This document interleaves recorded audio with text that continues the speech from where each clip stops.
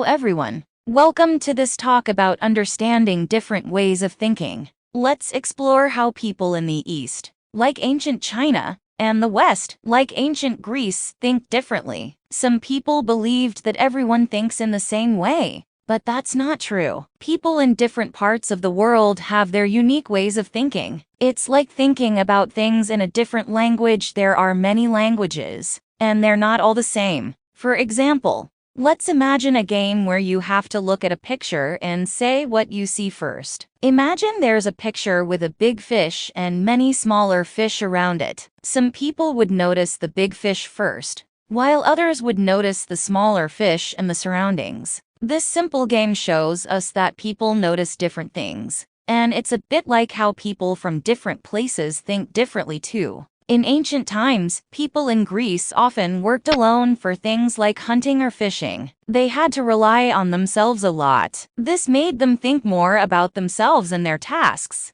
leading to a way of thinking that focused on analyzing things and looking at separate parts. This is called the analytical mind. On the other hand, in places like ancient China, people worked together a lot, especially for activities like farming rice. They had to think about how everything is connected and works together, which made their way of thinking more about the whole picture. This is called the holistic mind. Both ways of thinking are useful. The analytical mind helps us break things into smaller parts and understand them better. However, if we only use this way of thinking, we might become too focused on ourselves and forget about the bigger picture. On the other hand, the holistic mind helps us see how everything is connected and understand the larger context. But if we only use this way of thinking, we might overlook important details. It's like having two kinds of tools, one to look at the tiny details and another to see the entire scene. We need to use both tools to understand things fully. Finding the right balance between these two ways of thinking is like using both tools effectively. This balance allows us to appreciate and understand the world around us better. So, it's essential to learn about and respect the different ways people think and understand the strengths in both approaches. By understanding and embracing these differences,